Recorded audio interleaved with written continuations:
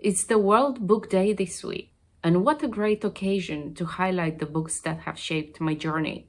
In this video, I would like to share with you 5 books that have really helped me, 5 books that really move the needle for me when it comes to building my self-worth and my net worth. If you're new on this channel, welcome. My name is Alina, and books have always played a very important role in my formation. I come from very humble beginnings in Eastern Europe to have a successful career in tech and to be investing in property market here in London. Back in the day, my parents could not pay for my education, so I had to get a scholarship. Not only have I got a scholarship, I've actually completed 2 masters and 2 bachelor degrees. And throughout this process and throughout this journey, I can say that, and the books that I've read have been one of the most important factors that fast-tracked my journey so far. Books help me change the relationship I have with myself and the relationship I have with my money. So if you're serious about shifting your money mindset, here are my top 5 book recommendations for you. Recommendation number 1, The Millionaire Fastlane. I must say that I love this book.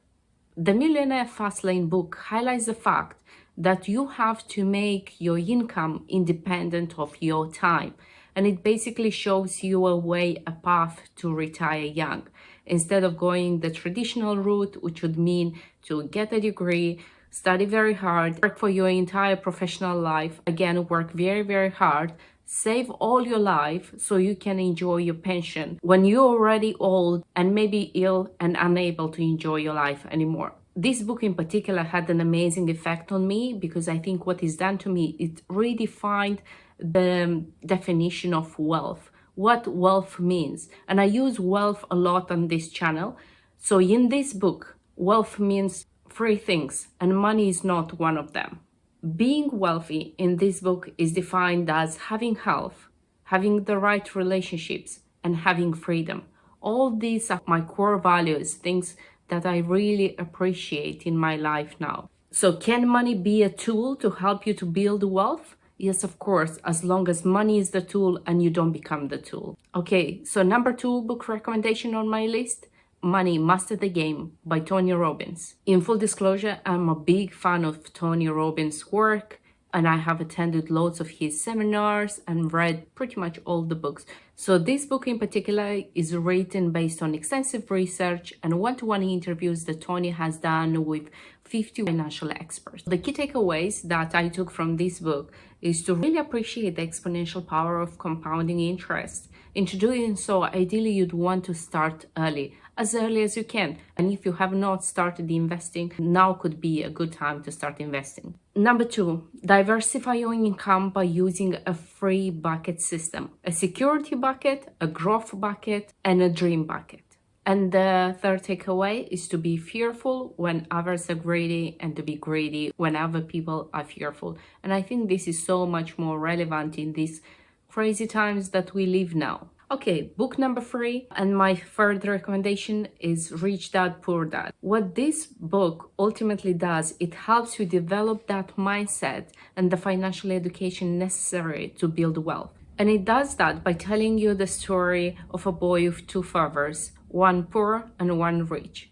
This is another book that I absolutely love. The key takeaways were always work to learn, not to earn. And this resonated so much with me and my career. Throughout my career, I can say that the roles that I took where I had learned the most have been the most rewarding roles for me, put aside the paycheck. Maybe that's why I find the role of a mother as very, very humbling and my preferred role so far in my life, mostly because I get to learn every single moment. Number 2, acquire assets, not liabilities, and know the difference between the two. What this means in practice is that wealthy people would use their money to buy assets, things that could make them more money, such as stock, property, bonds, certain real estate, private businesses, and so on. On the other hand, non-wealthy people would buy liabilities. So those are things that decrease in value, shrink in value, and do not generate any income, any cash flow for you. So a typical example would be to go for an expensive brand new car. That's why I personally think that financial education is your greatest asset. Now, book number 4, The Intelligent Investor. And let me tell you, full disclosure again, it took me a very long time to read this book. It's a big book and it was a hard read for me, but I like this book. I think this book helped me shape my mindset around stock investment and the way I approach it, the way I shape my strategy. So key takeaways. There are 3 principles to intelligent investing.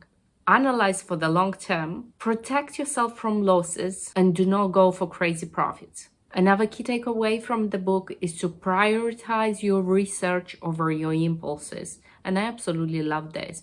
My favorite quote from the book says, investing is not about beating others at their own game. It's about controlling yourself at your own game. And lastly, but not least, book number 5, recommendation number 5. And this is the book called The Millionaire Next Door. The Millionaire Next Door book was written after authors conducted many interviews and a lot of analysis on the wealthy. When they began the project, the authors were really wrong. They believed that the millionaires looked exactly as the millionaires that we see on the TV. So the first time when they invited a few millionaires to be interviewed, they prepared caviar and wine for their rich guests. Then the millionaire arrived, and shockingly, they were driving used domestic cars, wearing great suits, and asking for beer and sandwiches.